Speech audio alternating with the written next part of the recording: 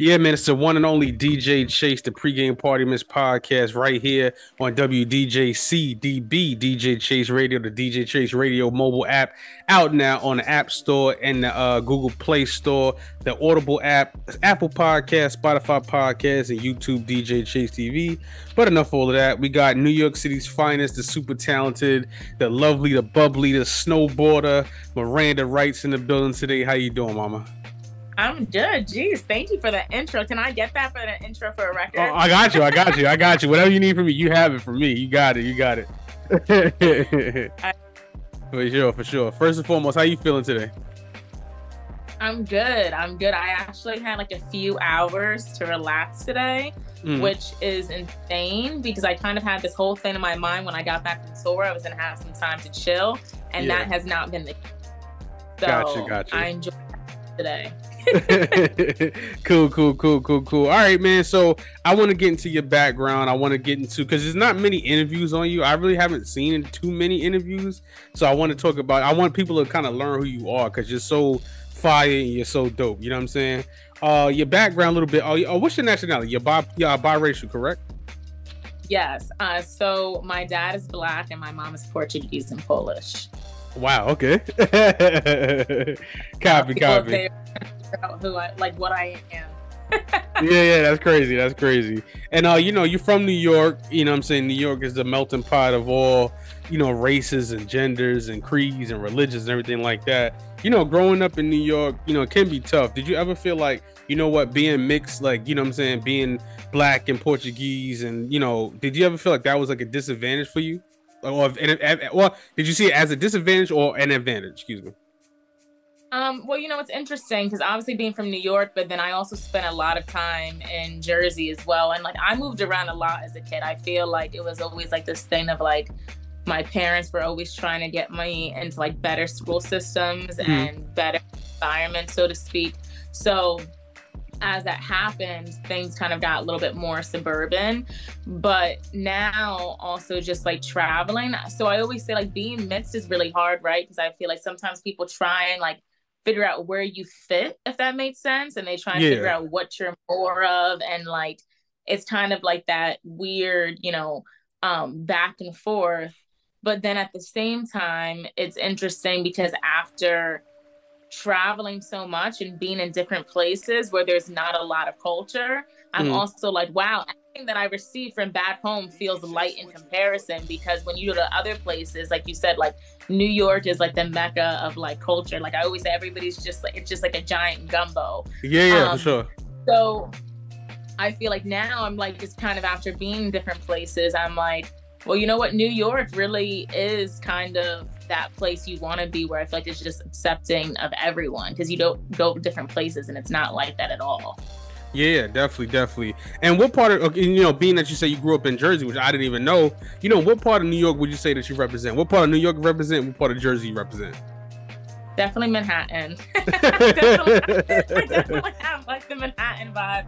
And in terms of Jersey, out of the places I've lived, Union City was my favorite.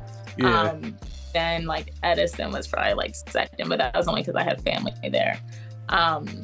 But yeah.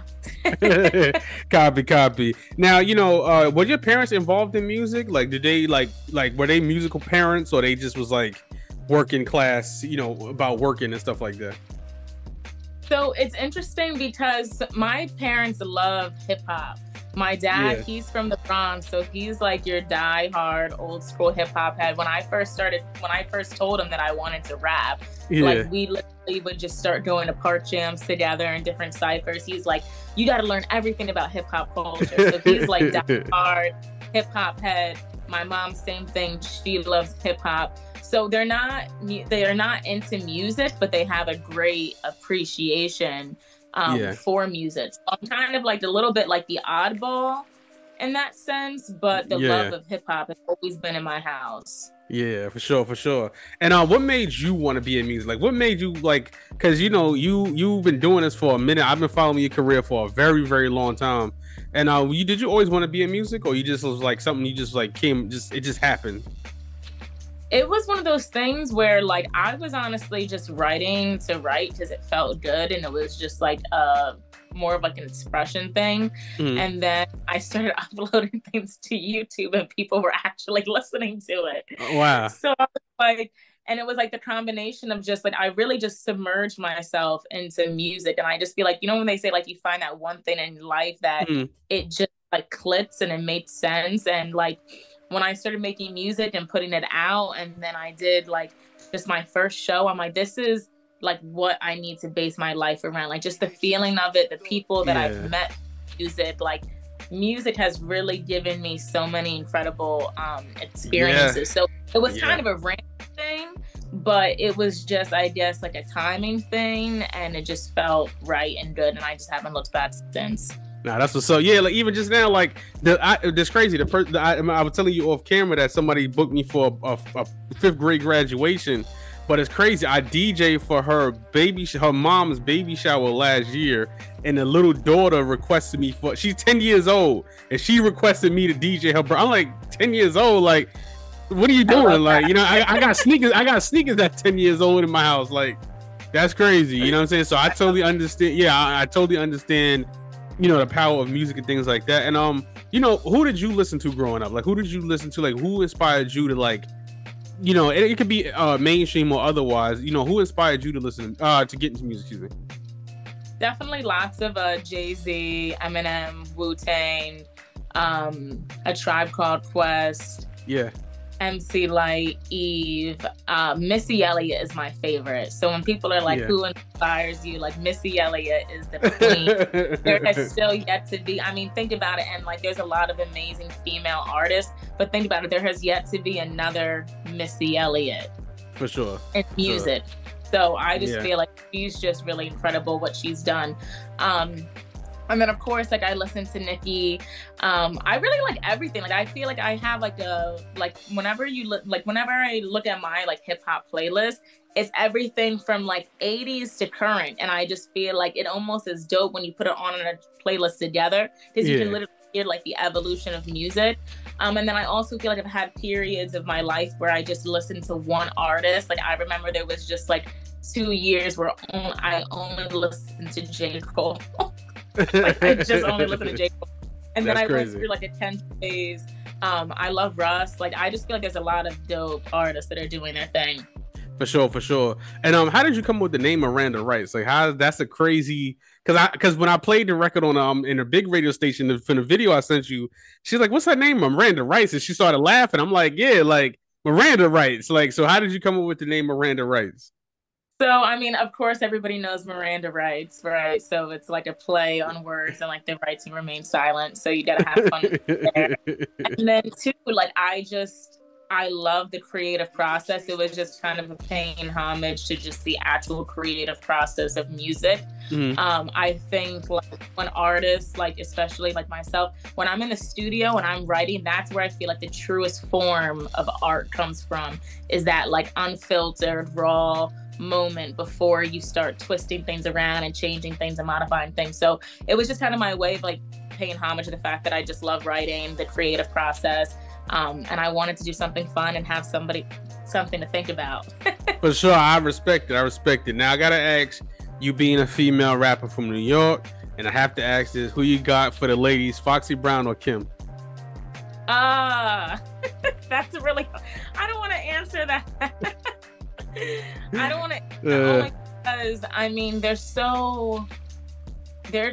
different. You know what I mean? I feel like when people ask that question, it's hard because Foxy's just raw and sexy and confident, and like Lil Kim, she's just the epitome of not giving a fuck. Excuse me, I don't know if I'm allowed to. Nah, you go ahead. This is my show. This all mine. This all mine. You good? And not just beat me out. But like, you know, Lil Kim was just the epitome for women really not having to give a fuck. She was just like, this is how we live. This is what we do. We like the same shit as you guys. So I can't even say who's better. Because I feel like they represent different things, even though people like to make that comparison. Yeah, for sure. And now let's talk about your music now. Now with your music, right? You do you have a very unique sound that evolved itself. I'm gonna say it's evolved. So in a sense of, you put a lot of harmonizing in your music now, on top of the rapping, you know, when did you decide to start doing more harmonies as opposed to just like rapping straight through? You know, I think I'm constantly evolving at this point in my music and my sound. Like anybody who's been following me, like if you heard my first thing, like they know how underground this shit. We're gonna talk about Knowledge Itself. We're gonna talk about all the classics. Yeah. We're gonna talk about it. So that's like, you know, that's like the roots of like who I am. And then I just feel like now, like, you know, when you have been making music for such a long time, it's almost like you kind of feel like you're trying so many different things or things, maybe what it should sound like or what it should feel like. And I just think at this point for me now, I'm just having fun right now. So whatever that means, if that means rapping on one record, singing on another, screaming on another, like whatever, like I just feel like I'm at this point where I'm really just having fun because I feel like that's how like the best shit is created. And you know, too, I feel like I base a lot of my music now too during like live shows and where it is that I'm performing. And the one thing that I love is like I love when I get to see people actually dancing to the music. Because one thing is like too, if you're just like bopping, right, and you're chilling, and then that's like an energy, but then it's another energy when you're actually having people dance and they're joining you on the dance floor. So I feel like I'm just creating based upon a feeling, and if it feels like I need to sing it, then I'm gonna sing it, and if it feels like I need to rap it, then I'm gonna do that. So for sure. Now I want to also too where we at? Now, so Knowledge Itself, like you back then you were just like getting started and you were just like figuring it out and doing the video, but it was just like there. You know, do you feel like that, like, and the subject matter, that's what I was going to ask you too about the subject matter. You know, the subject matter back then was more like, it's still the same thing. It's still like conscious. It's still, you know, uplifting. It's like I said, still conscious, but it still has that substance to it. But now you're doing more mainstream, more, you know what I'm saying? Do you feel like that growth has helped you like in your music journey thus far? Yeah, I mean, I think for me, I've always I like provoking thought from people, and that's obviously the epitome of myself. And it's interesting because I always say like that song was made so long ago, but literally what's happening in our world is literally, and I thought things were crazy then. Now, with social media, forget about it. It's nothing out here. Yeah, I'm like, I thought things were weird back then, but I'm like, that song, people should be listening to that song right now to happen in the world.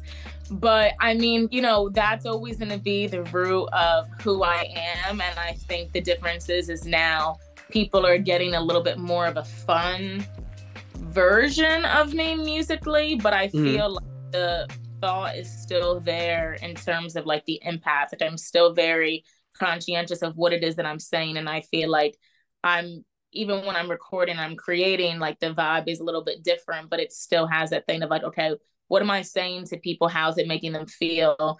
And then also afterwards, like what can they take from it? Because sometimes it's not even like just about what you're saying, but then it's also the aspect of like the feeling. But then if you're saying something that is not positive, you just still feel that too. And I feel like my music's a positive undertone where it's like if you're listening to it, you can jam and you can smile versus like putting other messages in the music. So I'm still conscientious about you know, how I feel like people, like the perception of how people are perceiving everything. For sure. I respect that. And you know, as a female MC and especially as a independent artist, you know what I'm saying, what is one of the toughest things that you had to deal with? Just like one. There's a lot. That's why I said that. I think my biggest thing is that I'm like a natural free spirit and rebel heart. So I have a tendency to challenge the rules, and that tends to piss people off because I have a very like, you know, mentality where I'm like, well, you could be like, well, you shouldn't do that. I'm like, great, I'm gonna do it anyway. So, you know, so I think that's probably like my biggest thing is that I think for so long I've been told what to do, how to do it, and I've never listened to any of it, but yet I'm still here and I'm still doing things in my own way. So I think that's probably the biggest thing. Copy. Respect. Now let's talk about the snowboarding. As somebody like myself who goes to the gun range and rides ATVs, and I haven't gotten a motorcycle just yet, but I do the ATVs. how did somebody like you get into snowboarding when there's no snow in New York to do snowboarding? How did you get into that? So my mom, she's from Pennsylvania, so she grew up skiing. Yeah. And then she got my dad to try snowboarding because, of course, you know, she's like, you need to go snowboarding. Yeah. And then what they would go together, and then I just remember he was just like, well, you guys, like, they would literally force me and my brother to go to the mountain with them because it was like this way for us to all hang out as a family. And me and my brother would be like, we don't want to go snowboarding with you. Yeah. Why? Like, none of my friends were snowboarding. Like, it was not a thing that people were doing. Like, nobody was like getting out from school and be like, hey, we're gonna go snowboarding. Word. So I actually tried skiing first, hated it.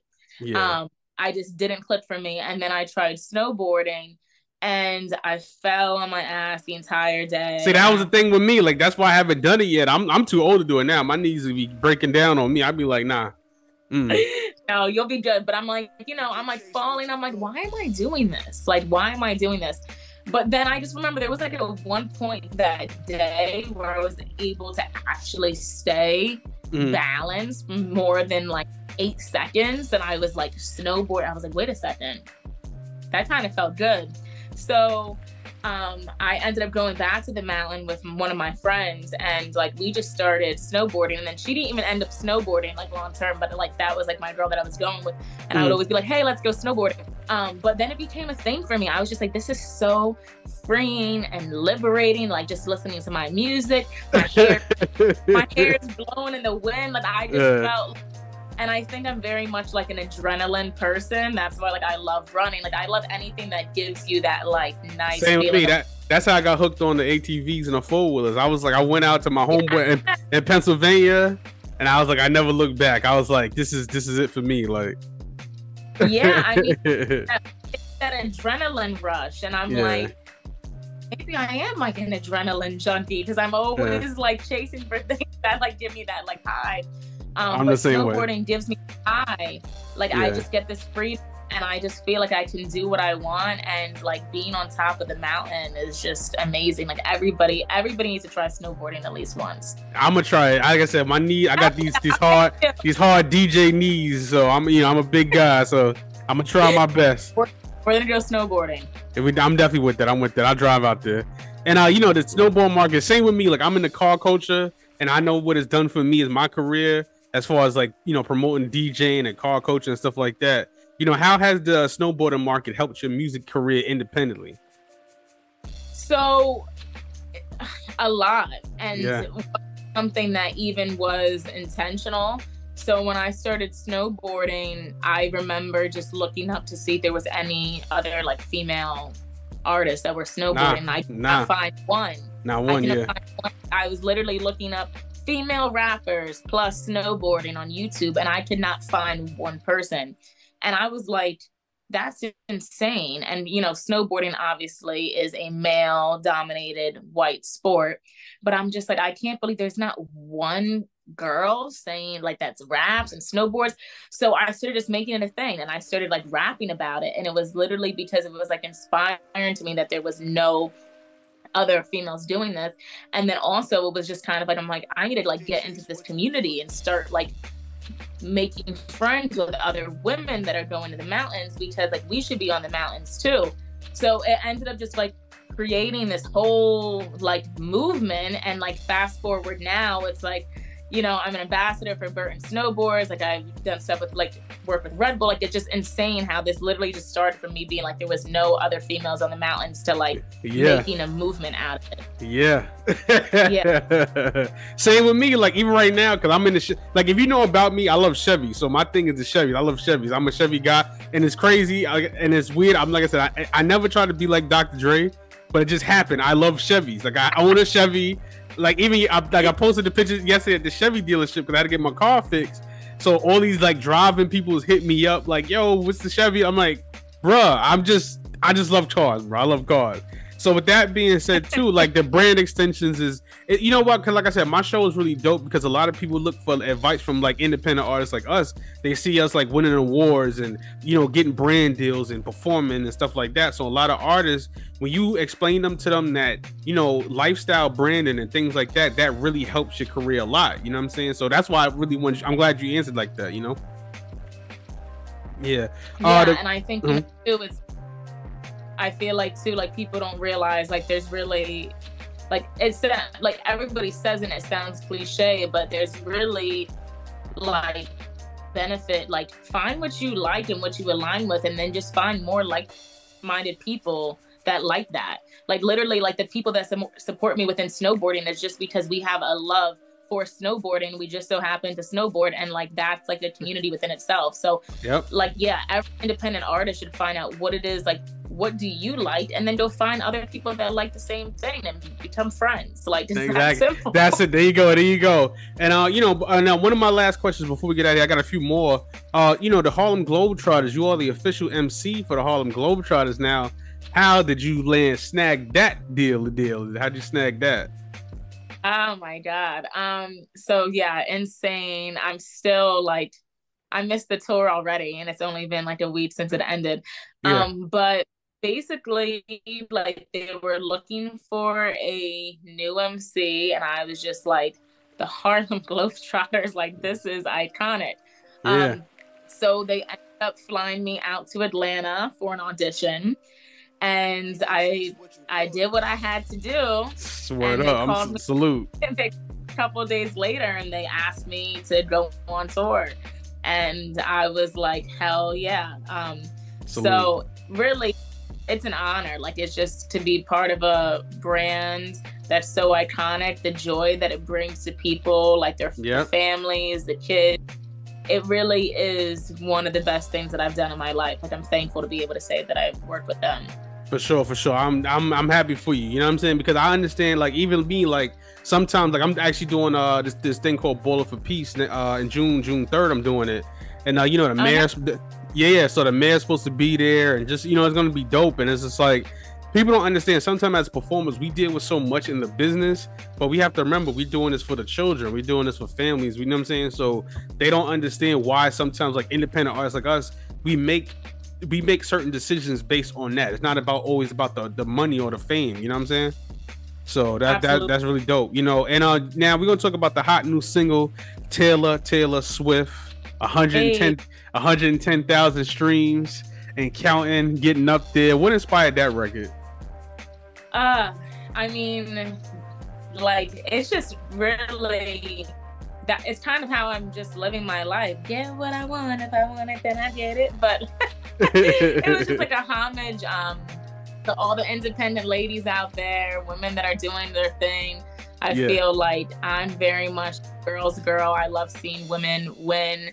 And it just came from like where I'm at in my life right now. I'm just focused on my career, like doing what I have to do. And there's a lot of empowerment in that. And then of course I love to lift other up. So the reason why I named the record after Taylor Swift is people are always like, well, why is it called Taylor Swift? Is because I think Taylor Swift is really an incredible businesswoman. Like regardless of how view her or like, you know, think about her music, I think she's an incredible artist. But really, I respect her too, mostly as just a businesswoman. Like she breaks records, same thing. She's very unapologetic. Like when you really think about all the things that she's done, it's dope. So for me, it was just kind of like paying homage to all the women that don't take no for an answer. We're unapologetic.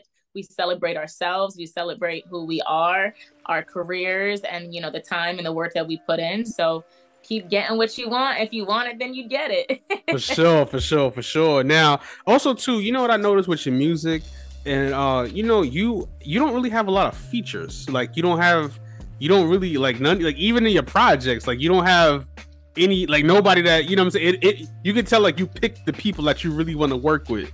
So is there a reason for that? Yes. So now it's funny because this is probably for the first time I'm working on a lot of different projects right now with a lot of different people. Okay. And then there's also projects and songs that I've been sitting on with features from other people that will hopefully come out, or whenever the time is right.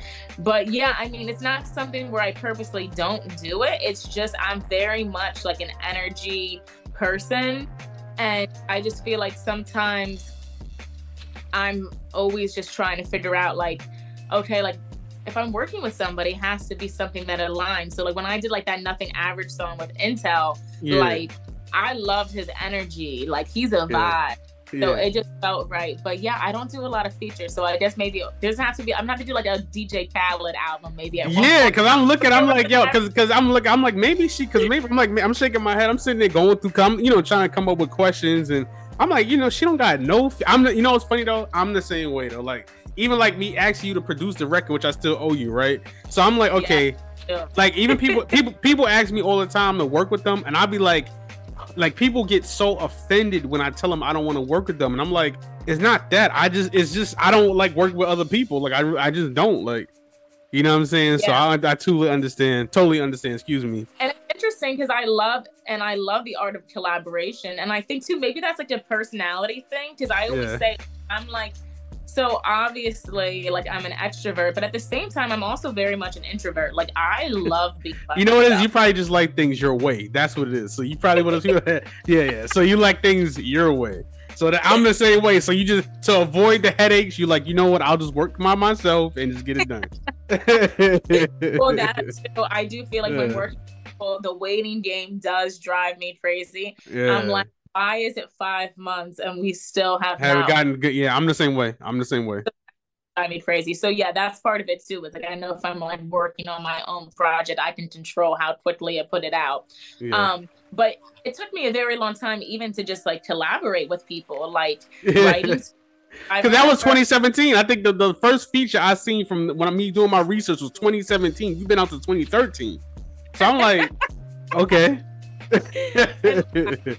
This like songwriting camp like a few years ago, my manager at the time was like literally same thing, like you need to learn how to like work with people and like songwrite with people, and I was just like so I went, and it ended up really actually changing like my perspective on collaboration, because it was like, you're writing hooks with people, writing verses with people, and it's a very vulnerable thing to be able to be like, here's what I'm thinking and feeling, and then give it to somebody else for them to then change it or add to it. And that was really big for me to be able to do that. And now I like view it entirely different, because I was like, wow, like our brains together really like made something cool. So now I'm like more open, and like now I get excited to work with people, but I still need to get more out there. Listen, I'm proud of you. As a DJ though, you know what it is, as a DJ, sometimes I do tell artists, like, because DJs is different. We could be chameleon, so we can move around. We know how to be around different people. Like certain artists, I'm like, listen, you might just want to like work, don't be so isolated. You feel me? And I wanted to ask this too. Are you signed with Create Music Group, or you just that's distribution? That's my new distro. Yeah. How does it feel? How does it feel to be, independent for so many years, and then, with Create? I know I'm doing my homework. I did my homework. So. I know. I love that. It's so most people. So now when they watch this, they'll know about that. So most people don't even know about that. But yeah, no, it feels good. I feel like I said, I've been a lone wolf for a very long time, but finding all of these incredible brands and people, and that I feel confident about working with. So I'm still independent, but I'm definitely aligning with the right people. For sure. And then before we get out of here, No Problems out now. You know what it is, DJ Chase. And before we get out of here, Miranda Writes. I have to ask this question. I always ask this question. So now you would Create. Now you got your situation. You go with the Globetrotters. You got snowboarding deals. Always ask this for, what advice do you have for anybody getting into the music business? That's my number one question. What advice has independent Miranda Writes been busting it down, email blasts, videos, all of that? You know what I'm saying? What advice do you have for anybody getting into the music business right now? I would say, first of all, no one is going to ever care about you and your career as much as you do. And that takes like a lot, like, you would think that it's easy to learn, but it's like, as artists, we're always trying to find that person too, especially to help us or help us get here and there. And it's like, I've worked with a lot of people since the inception of my career. People probably they don't even know how many people that I've teamed up with and stuff. But it's like, you have to know your vision. Like, nobody's ever going to work as hard for you as you. The second thing is get your business right, about what you're doing. A lot of people think that it's just as simple as just like rapping and you go viral and your life changes, and it's not that. And I think like just talking about that more, because everybody sees that like, final thing. But then also too, it's like success looks very different for a lot of different people. So it's not necessarily always that like viral moment that may be your thing. Sometimes it's just about finding people and opportunities that you can do within your space. So I would just say, like, nobody's gonna care as much as you do. So take care of you, learn the business, have a vision, and then just find everything that aligns with that. You gotta enjoy the process, because if you're only focused on the finish line, then you will hate how long it's gonna take to get what you want. For sure. And there we have it, man. Miranda Writes, the talented, the super fire, the super dope. That new single, No Problems, out now. Miranda Writes, where can they find you? If they cannot find you, where can they find you at? Oh, yeah. Okay. Put me in Google. That's it. Miranda Writes, WRITES. No Problems is out now. The official video is on YouTube, so make sure you check it out. If you liked it, comment, share, subscribe, tell a friend to tell a friend. Gotta plug that. But yeah, my music is on all platforms: Spotify, Apple Music, Tidal, Amazon, all that good stuff. Pandora. Follow me on Instagram. I mean, I'm everywhere. So I even make TikToks now. So yeah, Miranda Writes everything. You know this, man, is DJ Chase. Go stream that No Problems out now. Go buy it. Even if you go buy it, she probably got a Bandcamp. Go buy it on Bandcamp, Apple Music, iTunes. You know there's No Problem. Miranda Writes. It's the Pregame Party Miss podcast right here on WDJC DB DJ Chase Radio. That DJ Chase Radio mobile app on iOS and Google phones. DJChaseRadio.com, Audible, Spotify podcast, and YouTube DJ Chase TV. Yeah. Chase.